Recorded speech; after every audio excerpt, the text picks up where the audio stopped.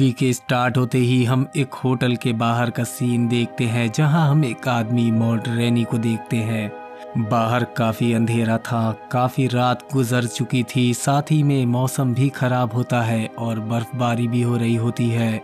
Mod रैनी अपनी गाड़ी में काफ़ी परेशान होता है क्योंकि उसे अपनी वाइफ पर शक था कि उसका किसी से अफेयर चल रहा है और इसीलिए वो अपने घर के बाहर खड़ा था। साथ ही में वो ये भी सोच रहा होता है कि वो अंदर जाए कि नहीं, लेकिन जब वो अपने आप पर कंट्रोल नहीं रख पाता तब वो अंदर की तरफ बढ़ने लगता है और एक चाबी की मदद से उस रूम को खोल लेता है और उसका डाउट बिल्कुल ही सही होता है कि उसकी वाइफ का किसी और मर्द के साथ अफेयर है और वो अपनी वाइफ पर चिल्लाने लगता है, उससे झगड़ा करने लगता है कि उसने उसके साथ चीटिंग की है और उसके बाद वो वहाँ से दूर चला जाता है। और उसके बाद सीन चेंज होता है और हम 6 महीने बाद का सीन देखते हैं जहाँ रैनी तैमूर लेक के एक कैबिन में रहता है। वो सब कुछ भूल कर एक नई शुरुआत करना चाहता है और इसीलिए वो यहाँ पर अकेला रहता है। उसके साथ बस उसका डॉग था। रैनी जब सो रहा होता है तो कोई उसके दरवाजे पर नॉक करता है और जब वो दरवाज़ा खोलता है तो वो एक हेड पहने हुए आदमी को देखता है जिसका नाम जॉन शूटर होता है और वो रैनी से कहता है कि तुमने मेरी कहानी चोरी की है। मैंने जिस स्टोरी को लिखा था तुमने उसे अपने नाम के साथ पब्लिश कर दिया। तुम चाहे तो इसे देख लो। और उसके हाथ में कुछ पेपर होते हैं। दरअसल रैनी एक राइटर होता है और जब जॉन शूटर उससे ऐसा कहता है तो वो उसे जवाब देता है कि मैं खुद अपनी कहानियां बनाता हूँ, मैं किसी की कॉपी नहीं करता और इसीलिए मुझे किसी की ज़रूरत नहीं। ये कहकर वो दरवाज़ा बंद कर देता है और जब जॉन शूटर वहाँ से जाने लगता है तो रैनी देखता है कि उसके हाथ में वो पेपर नहीं होते जो वो उसे दिखाना चाहता था। और उसके जाने के बाद जब रैनी दरवाज़ा खोलता है तो वो पेपर उसके दरवाजे पर पड़े होते हैं और वो उसे उठाकर अंदर ले जाता है और उन्हें बिना देखे ही डस्टबिन में फेंक देता है क्योंकि रैनी को पूरा यकीन था कि जॉन शूटर झूठ बोल रहा था। फिर रैनी अपने दिल ही में ये सोचता है कि भला मुझे किसी की स्क्रिप्ट चुराने की क्या ज़रूरत है, मैं तो खुद अपने मन से लिखता हूँ। उसके बाद वो दोबारा से उसी जगह पर लेट जाता है जैसे कि उसे इस बात से कुछ फर्क ही नहीं पड़ा। और कुछ देर के बाद हम देखते हैं कि वो अपनी राइटिंग पर कुछ काम कर रहा होता है। वो कुछ लिखने की कोशिश करता है लेकिन अभी तक उसके दिमाग से अपनी वाइफ की चीटिंग करने की बात नहीं निकली थी और इसीलिए वो किसी भी बात पर फोकस नहीं कर पा रहा था, जैसे कि उसका दिमाग बिल्कुल ही खाली हो चुका हो। वो ये बात अपने डॉग से भी करता है और आखिर में तंग आकर कुछ खाने के लिए निकाल लेता है तो वो देखता है कि उसके टेबल पर वही पेपर पड़े हैं जिसे उसने डस्टबिन में फेंक दिए थे। दरअसल इस पेपर को उसकी मेड ने डस्टबिन से निकालकर टेबल पर रख दिया था, लेकिन इस बार रैनी उसे फेंकता नहीं है बल्कि उस पेपर को पढ़ने लगता है और वो ये देखकर हैरान हो जाता है कि उसकी स्टोरी उस हेड वाले आदमी यानी कि जॉन शूटर से बिल्कुल मिलती हुई होती है और बस सिर्फ उसकी एंडिंग चेंज होती है।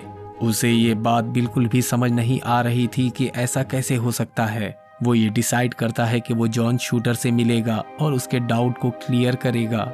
उसने इस स्टोरी को जिसका नाम सीक्रेट विंडो होता है उसे काफी साल पहले लिखा था। उसके बाद रैनी जॉन से मिलता है। वो उसे बताता है कि पहली बार इस स्टोरी को 1995 में मेरे नाम से एक मैगजीन में छापी गई थी, पर जॉन उससे सबूत मांगता है। पर अब यहाँ पर प्रॉब्लम ये थी कि वो मैगजीन तो मौजूद थी लेकिन उसके पुराने घर में जो अब उसकी एक्स वाइफ का होता है और वो उससे अब कोई भी कांटेक्ट नहीं करना चाहता था। लेकिन अब उसकी मजबूरी थी कि जॉन शूटर ने उसे बस 3 दिन का वक्त दिया था ये साबित करने के लिए कि ये स्टोरी उसी की है। वो अपनी एक्स वाइफ को कॉल करना चाहता था लेकिन वो उसकी भी हिम्मत नहीं जुटा पाता और जब आधी रात को उसकी आंख खुलती है तो उसकी खिड़की पर एक नोट होता है और जब वो बाहर आकर देखता है तो उस नोट पर लिखा होता है कि तुम्हारे पास बस 3 दिन का वक्त है और इसमें पुलिस को इन्वॉल्व करने की कोई ज़रूरत नहीं और मैं कोई मजाक नहीं कर रहा। और वो अभी इस नोट को पढ़ ही रहा होता है तो उसे असली शौक तब लगता है जब वो अपने डॉग को मरा पाता है। किसी ने उसके डॉग को बेदर्दी से मार दिया था। रैनी को ये नोटिस और अपने डॉग की मौत बर्दाश्त नहीं होती, इसीलिए वो अगले दिन पुलिस के पास जाता है और वो उनसे कहता है कि एक आदमी है जो मुझ पर नजर रख रहा है, जो मेरी जासूसी कर रहा है। साथ ही में वो मुझ पर अपनी स्टोरी को चोरी करने का इल्जाम भी लगा रहा है।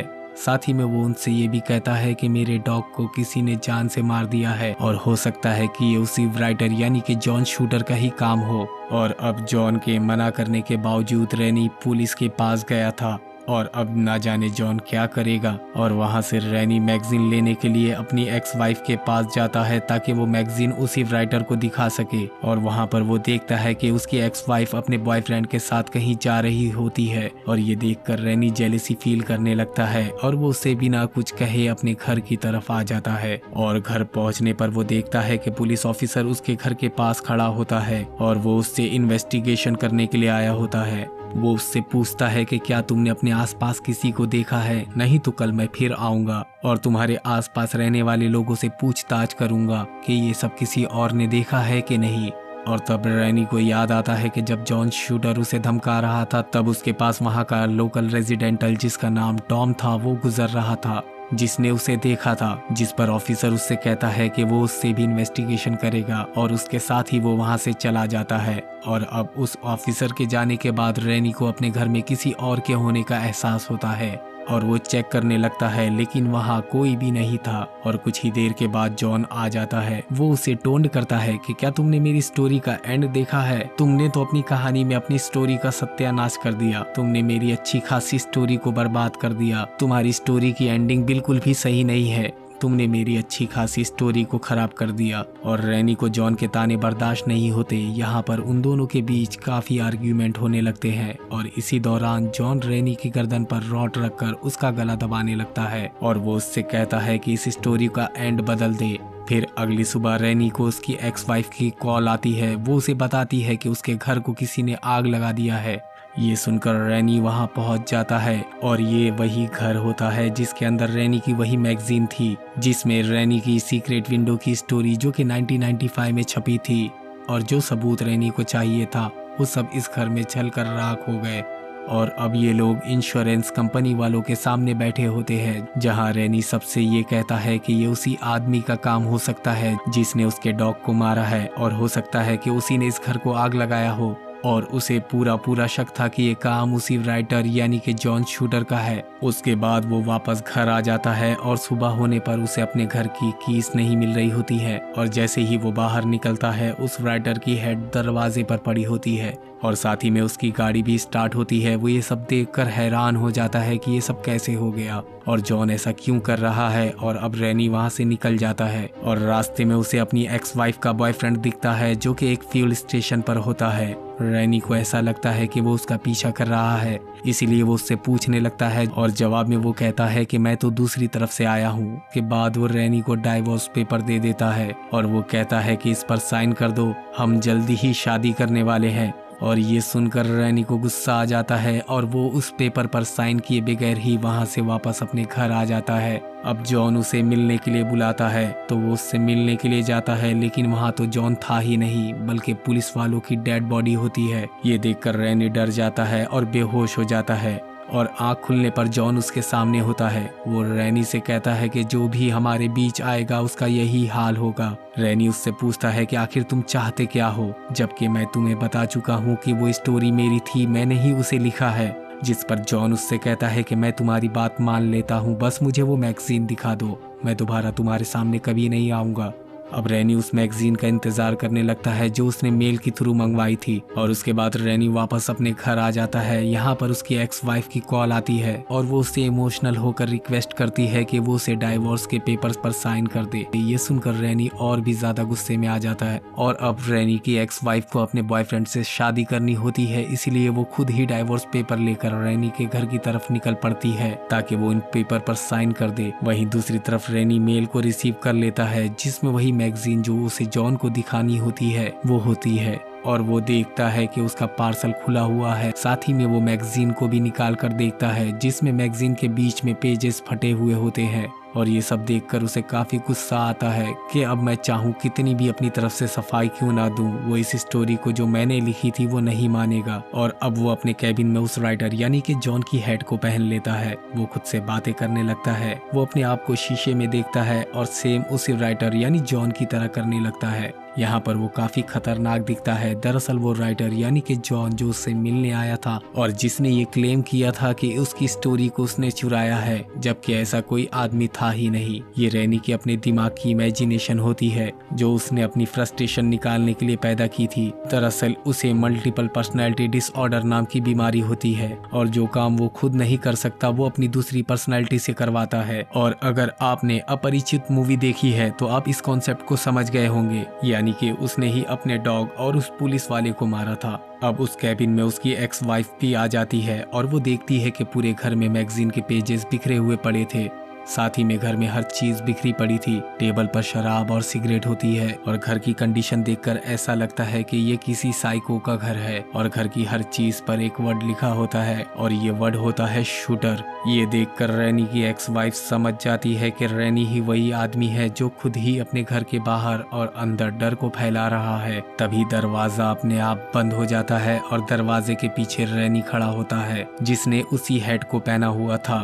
और उस वक्त वो बहुत ही डरावना दिख रहा था। उसकी ऐसी हालत देखकर उसकी एक्स वाइफ भागने लगती है और उसे कपड़ों से पकड़कर घर के अंदर ले जाता है और उसके पैरों को स्क्रू ड्राइवर से स्टेप करके उसे जख्मी कर देता है। पर फिर भी उसकी एक्स वाइफ पीछे के दरवाजे से बाहर आ जाती है और उसका सर एक पत्थर से टकरा जाता है और वो काफी तकलीफ में होती है। लेकिन रैनी को उस पर जरा सा भी तरस नहीं आता और अब वो उसकी जान लेने के लिए उसकी तरफ बढ़ने लगता है और उसके हाथ में शॉल होता है जिसकी मदद से वो अपनी एक्स वाइफ को मारने वाला होता है। लेकिन तभी कैबिन में उसकी एक्स वाइफ का बॉयफ्रेंड भी आ जाता है और रैनी उसी शॉल की मदद से पहले उसके एक्स बॉयफ्रेंड को मार देता है। और अब रैनी की एक्स वाइफ जो कि बहुत ज्यादा जख्मी हो चुकी थी वो अपनी जान की रैनी से भीख मांगती है। उसका पांव जख्मी था इसलिए वो अब भाग भी नहीं सकती थी, लेकिन रैनी उस पर रहम नहीं करता और वो उसे भी मार देता है। रैनी अपनी इस बीमारी की वजह से अब तक शहर में कई लोगों को मार चुका था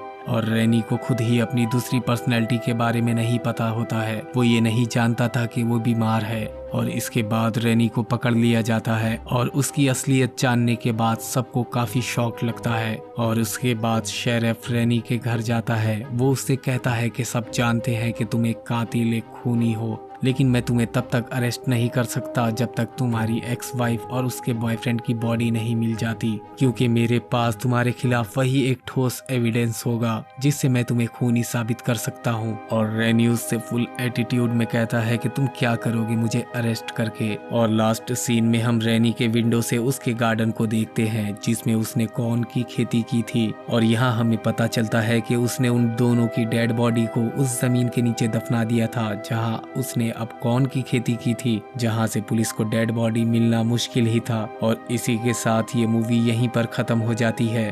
और अगर आपको हमारा ये वीडियो पसंद आए तो वीडियो को लाइक, चैनल को सब्सक्राइब और हाँ, बेल आइकन के बटन को दबाना ना भूलें।